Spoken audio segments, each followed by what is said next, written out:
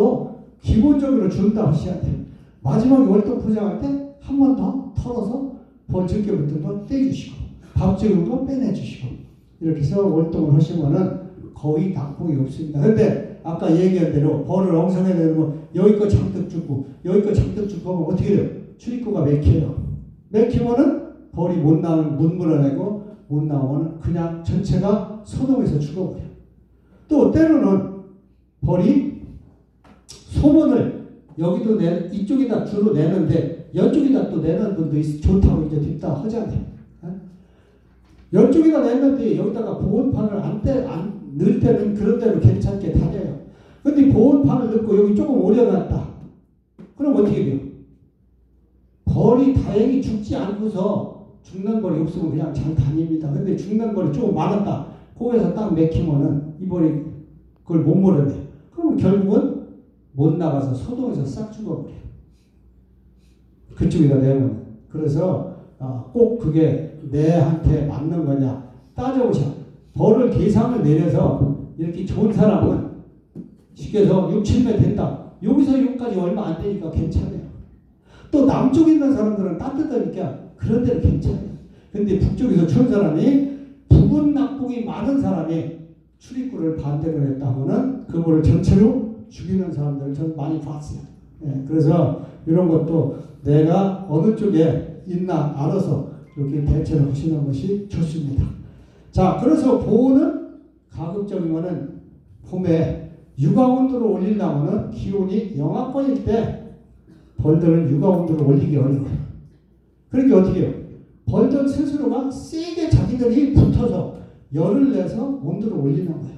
그럼 벌은 열을 내려고 움직여야 돼. 조금씩 날개 근육으로 움직여서. 그러니까 체력 소모가 되는 거예요. 그러면 보온을 해주고 이렇게 해주시면은 낫습니다. 그래서 보온을 좀 더 잘해줄 수 있는 방법이 없을까? 90년대 제가 생각하다가 비닐우개프를 생각한 거예요. 왜? 시골에서 하우스를 재배를 하면은 그 추운 겨울에도 거기서 채소가 얼어 죽지 않고 크잖아요. 벌통에도 접목을 하면 되겠다 해서 비닐을 처음 덮어봤어요. 되는 거야, 안 되는 거 아니야. 그러니까 겁이 나니까 나도 처음에는 여기 뒤까지 안 넣고 여기만 덮었었지. 2매면 2매, 3매면 3매, 4매면 이렇게 해서 그만큼만 비닐을 덮었었어요. 괜찮더라고요. 그래서 조금 더 덮어봐. 다 덮어봐. 상관이 없어요. 그러면은 다 덮을 때는 학자들이 그래. 이산화탄소 농도가 높아가지고 벌한테 피해가 있어. 비닐을 덮는 건 바람직하지 않다. 교수들은 또 그래요. 근데 내가 이산화탄소 농도 재는 기계가 없고 그런 뭐가 측정을 해볼 수 없으니까 경험상 해보니까 다 덮어도 상관이 없더라. 다 덮어도 내가 해보니까. 그래서 단지 다 덮으면 잘못하면 과보온이라든지 또 벌이 엉성하게 달라붙는다든지 그런 거로 인해서 피해를 입을 수가 있다. 그래서 봄에 축소를 하고 비닐우개 덮고 위에다가 보온 덮개 한 겹 정도 이렇게 덮어주면은 내부의 보온 상태는 충분하다. 이렇게 알으시면 되겠어요. 자, 일부는 벌이 좋은 사람들은 뒤에 보온판을 안 대고 기르는 사람, 논리를 피는 사람도 있어요. 이건 왜 그러냐면은 아까 얘기한 대로 과보온 피해를 입을 바에는 보온판을 안 대고 뒤를 자기들이 수축을 할 수 있게 하고 더우면 늘어나고 추우면 오므러들 수 있는 이런 자연적인 이런 현상을 해주면 오히려 더 나을 수도 있습니다. 거짓말 아니라.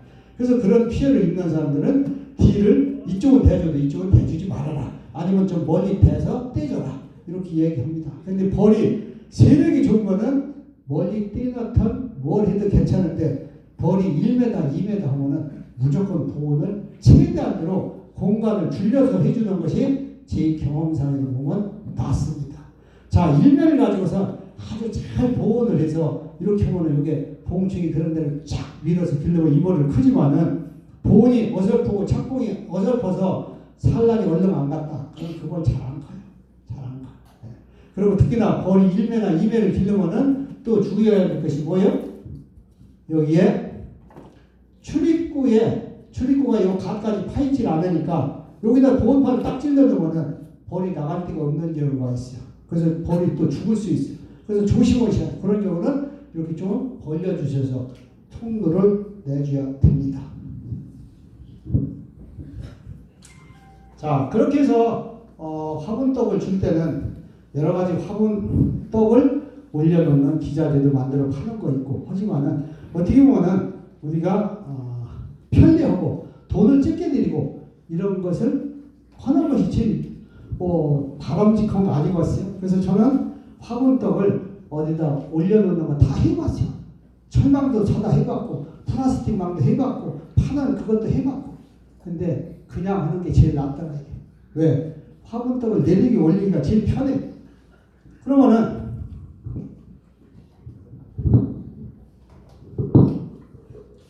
자, 2매 3매면은 화분떡을 하나, 4매 5매면은 2장, 6매 이상이면은 3장 한 번이 올려줘. 화분떡. 왜? 자주 보는 게 좋지 않아요. 보면 한 번 뚜껑을 열고 보온이 된 상태를 열으면은 여러분들이 한겨울에 집안 청소하고 이런다고 해서 창문을 확 열었다가 청소하고 나서 다음에는 썰렁하잖아요. 똑같은 벌도. 그러면 이 온도를 자기들이 올리느라고 상당히 노력을 해야 돼요. 시간이 가야 되고. 그만큼 지장을 주는 거죠. 그래서 저는 벌을 봄에 많이 자주 열지 말고 화분떡도 한 번 주라. 근데 화분떡은 어떻게 돼요? 비닐으로 개은 거는 비닐을 조금 벌려주시고, 아니면은 조합 같은 데서 나오는 이렇게 그냥 봉지로 지어서 나오는 것은 카트칼로다가 가운데만 양가시 이만큼씩 남기세요. 예? 양가시 남기고 가운데만 쫙 찢어서 그렇게 해서 요 가운데서 벌 단일만큼만 하나 딱 올려두시면 돼요. 자, 화분떡이 여기 눌러붙어서 떼일 때 안 떨어지는 것은 이 소망대에 딱 눌러붙어서 안 떨어져요.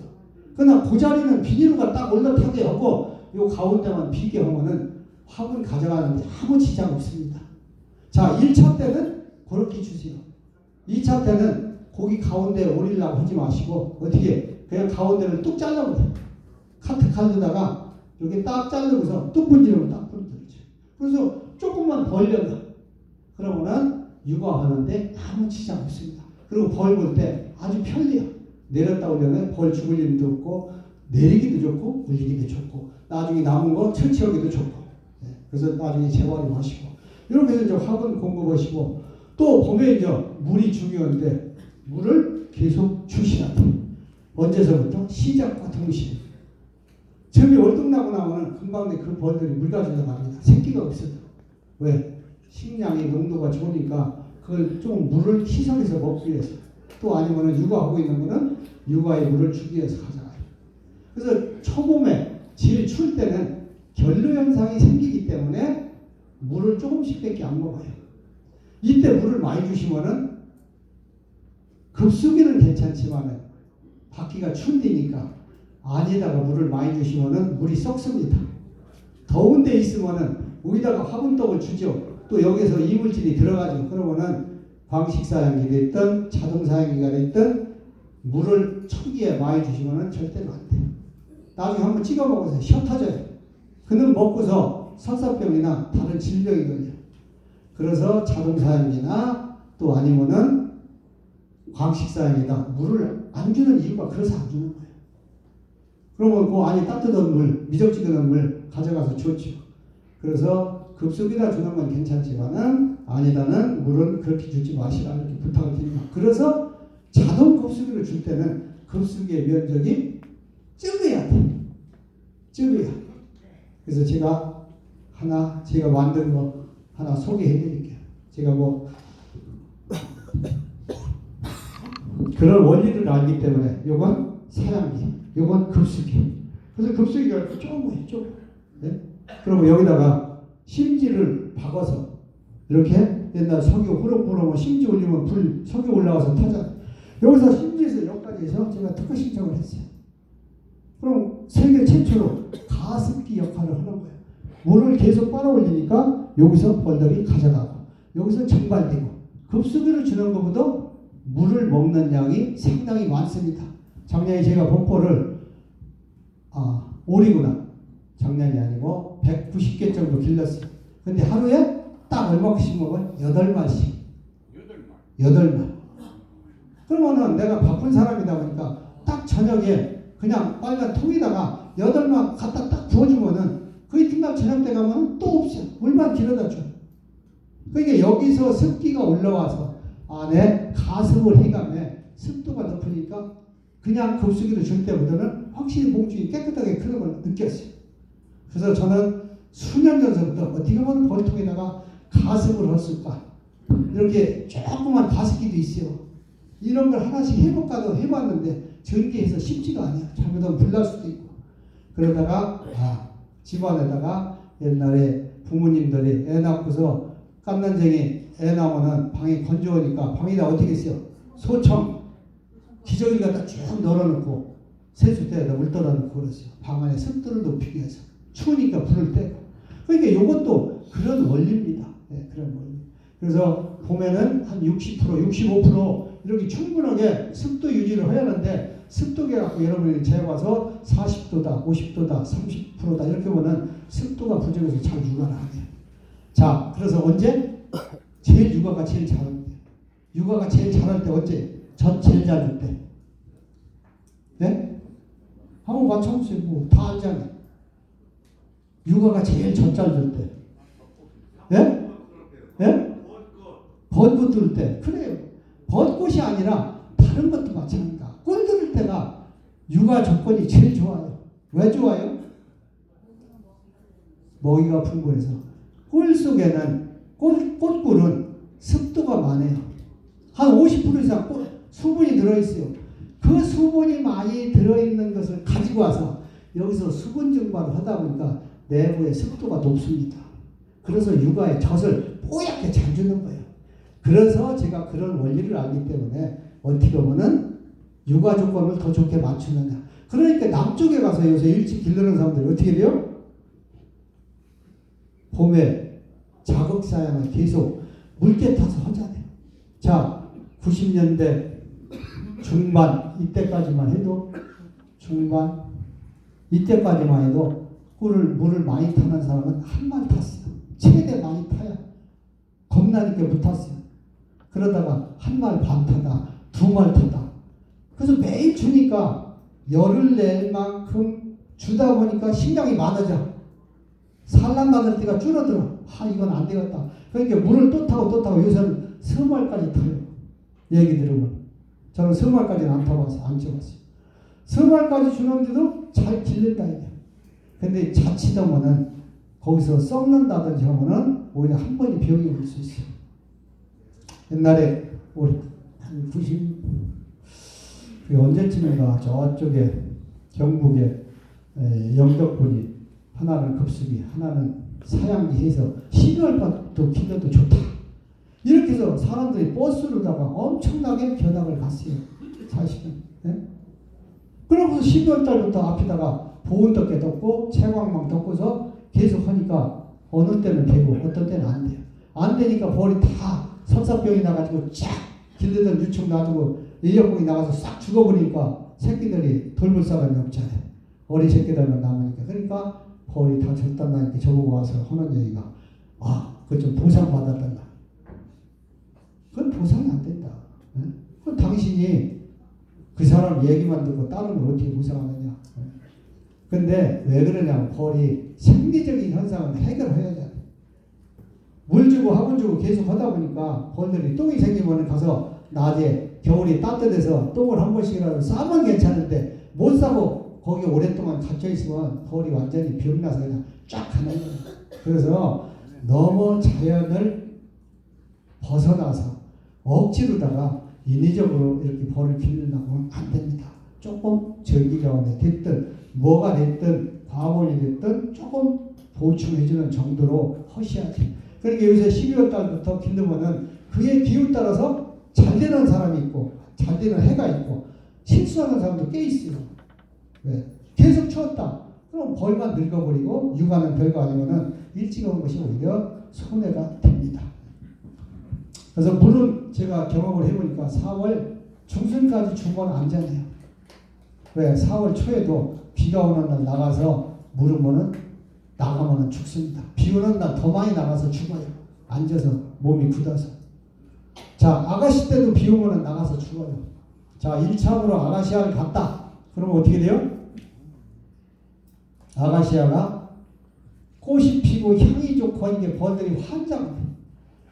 오늘 이사 갔는데 내 아가씨 꽃이 폈다가 확 나가요. 근데 비가 왔다. 그러면은 적어도 2장, 3장이 나가서 죽습니다. 그런 날 이사 가면 절대로 안 돼요. 일기예보에 양봉인들은 상당히 귀를 기울이고 살으셔야 돼요. 그래서 첫 번에 가서 꿀맛도 못 본 상황에서 아가씨 꽃이 폈으면은 절대로 이사 가시면은 그 봄내 춥게 애지중지 길든 벌을 2장, 3장 싹 날라가고 계상을 내려야 되는 상황도 허다합니다. 근데 그때 벌들이 뭐 물을 준다고 해도 안 돼요. 꿀냄새에 도취돼서 가기 때문에. 그리고 이제 추울 때 여러분들이 이동을 하면은 또 노제막병이 잘 걸려. 언제서부터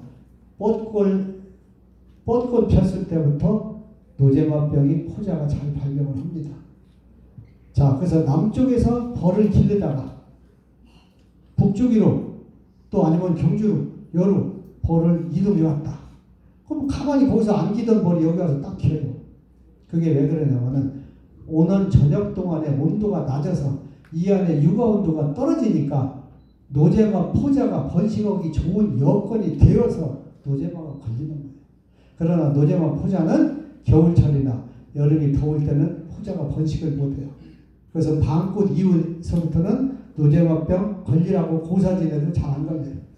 단지 고냉지에 네모고 스펀지다 놓으면 걸립니다. 또 겨울철에도 노제막 포자가 번식을 못해요. 근데 제 경험상 해보니까 벚꽃 때부터 아가씨 때가 최고로 성하고 방꽃 피고 나면은 그때부터 슬슬 약을 안 해도 낫습니다. 근데 여러분들이 노제마에 풍일비라든가 또 아니면 다른 약재들만 약에 의존을 쓰려고 하지 마세요. 절대로. 노제마가 왜 걸려요? 노제마 포자가 번식하기 좋은 여건이 되면 하는 거예요. 여러분들 여기서 감기 여름에 걸리는 사람 있어요? 한번 손 들어보세요. 감기.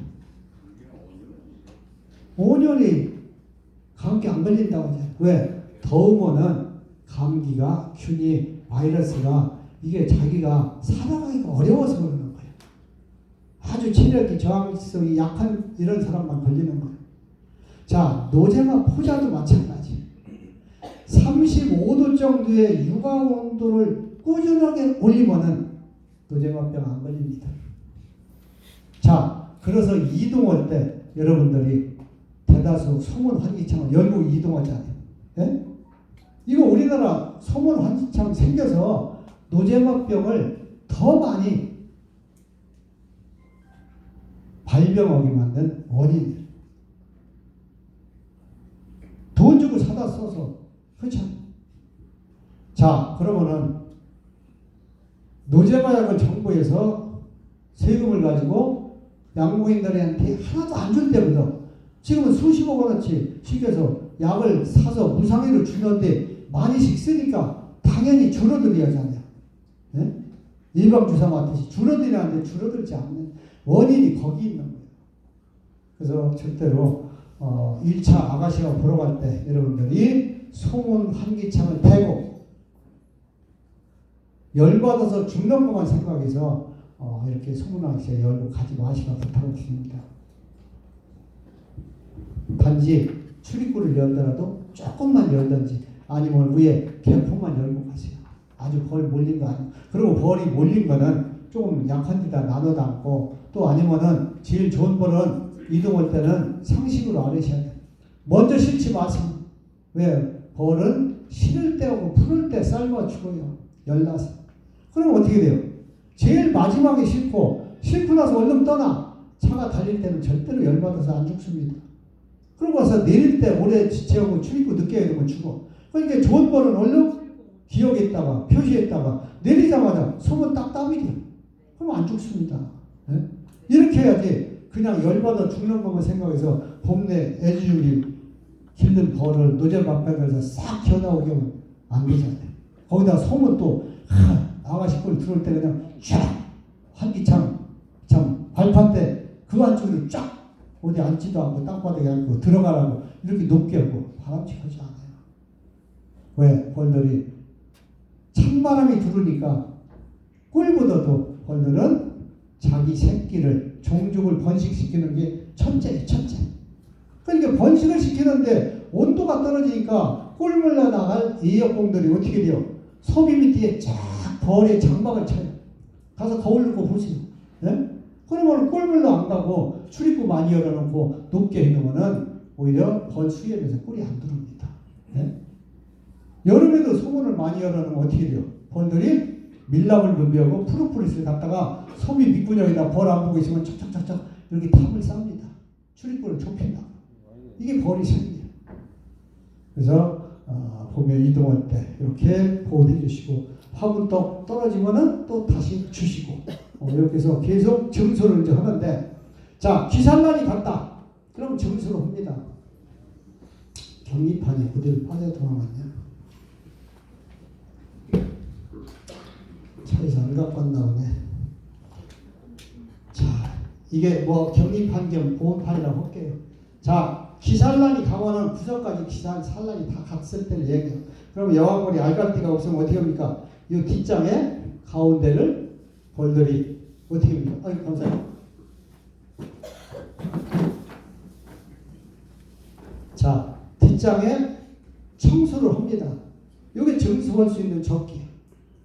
자 그런데 뒤에 정수할 수 있는 적기가 됐더라도 뒷장에 벌이 어느 정도 있어줘야 돼. 벌이 없는데 정수를 하면 안 돼요. 특히나 초보자들이 그렇습니다. 여왕벌이 알갈띠가 없네. 얼른 갔다가 벌도 반장이나밖에 안 되는데 정수를 딱 남겨버려. 이렇게 하시면은 나머지 이 길르던 유축까지 현창이죠. 자, 내가 자식한테 유산이 됐든 사업자금을 대줬든 지가 받을 태세가 돼야 돼. 정수를 해도 받을 태세가 안 되는데 정수를 하면 안 됩니다. 그놈이 오입질하고 노름이나 하고 빠친구나 하고 하는 놈한테 돈 주면 사업자금 주면 제대로 하겠어. 자, 새집이 들어오면은 기존에 있던 벌이 여기까지 가서 여기에 길르던 유충한테 육아온도가 떨어져. 덜 보살피게 돼. 그러다 보니까 큰 자식을 잃고 새로운 자식을 얻는 거예요. 그러면 아무 득이 없어요. 그래서 언제든지 뒷장에 있던 벌이 쉽게 해서 충분하게 한 장이 충분하다. 그러면 그때 정수를 켜세요. 가운데다도 하지 마세요. 옛날에는 제가 벌 배울 때만 해도 가운데다 정수했어요. 이렇게 2매를 길렀다. 그러면은 여기다가 이놈 딱 벌리고서 이렇게 정수했어요. 왜? 가운데가 육아하기 제일 좋은 여건이야. 그게 맞아요. 그런데 이런 네가 피해를 가. 그러면은 큰 자식을 잃고 새 자식을 얻어야 소용없어요.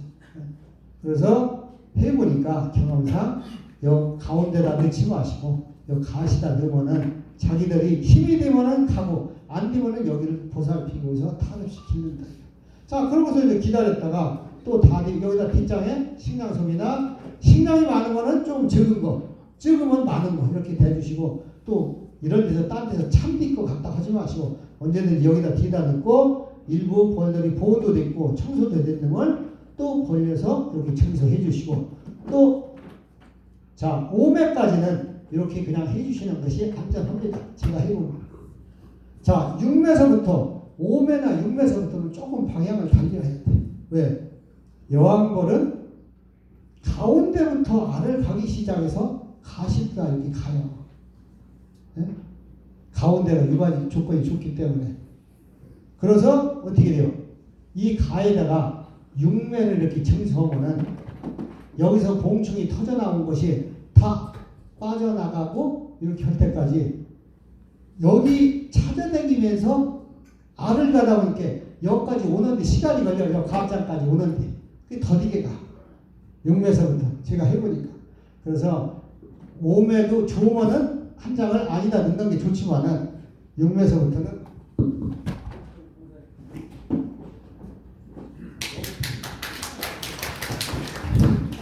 자 그래서 6매서는 요 가시다가 청소를 하지 마시고 어떻게 돼요? 최소한 또 한 장이 됐든 두 장이 됐든 이렇게 제키고 넣어주세요. 네? 안쪽에다가 왜? 안쪽에다 넣으면은 여왕벌이 산란을 빨리 합니다. 가쪽부터. 그래서 6매, 7매, 8매 할 때는 언제든지 갑 쪽에다 하지 마시고 적어도 한 장이라도 안쪽에다 증서를 해주시라. 자, 그리고 또 한 가지, 만약에 이제 7매, 8매 돼서 소초를 또 넣어준다. 그러면 소초도 쉽게 그래서 D다 넣으세요. D다. 벚꽃 들을 때 되면은 소초는 옛날에는 안에다 넣고 지었어요.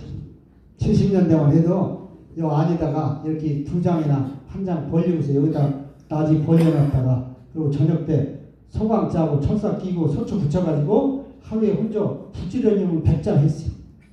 제가 해봐서 알아요. 그러고 나서 소초 저녁에 어둑어둑할 때 갖다 이렇게 넣습니다. 그럼 하루 사이에 싹 지치고. 네? 근데 이게 분봉열이 났다 하면은 수펄박을 일부 만들어요. 이 안에서. 그런데 그러지 마시고 소초는 언제든지 이 격리판 뒤에서 짓는 것을 원칙으로 한다. 왜? 이렇게 뒤에서 치면은 분봉열이 났다가도 여기는 수펄방을 만들지 않아요. 경험상. 그러니까 일벌방은 수펄방을 만들지 않아야 조소에 성공하는 거예요. 수펄방을 만들면은 못 쓰는 집을 만들면은 다시 그건 개조할 수도 없어요. 그래서 이렇게 지었다가 여기에 벌이 충분하게 한 장에 붙고 다 지면은 이놈을 증수할 때가 됐다 이렇게 생각하시면 돼요. 그래서 먼저 증수한 거 한번 빼보시고 다 갔다 하면은 또 이놈을 한 장이 됐든 두 장이 됐든 또 아니면 그 이상 지키고 넣어주시면 돼요. 근데 많이 벌려도 되지만은 많이 벌리면 그만큼 일손이 시간이 많이 드니까 그렇게 많이까지 벌릴 필요는 없다. 이렇게 알으시면 되겠어요. 그리고 이제 벌이 착복이 조금 좋지가 않다. 이러면은 이 갑장에는 유충이나 어린 유충이나 알판을 가급적이면은 안쪽에 봉충판으로 바꿔놓으세요. 봉충판은 벌이 조금 적게 붙어도 보온이 조금 적게 돼도 그런 대로 나중에 커서 잘 나와요. 근데 어린 유충은 날씨가 춥다든지 하면은 이 갑 쪽에 있으면은 석고나 백목병이 걸릴 수 있는 확률이 높습니다. 자, 제가 80년대 초에 제주도 갔는데 좀 쉬었다 할까요? 그래요. 예, 10분 쉬었다 할게요.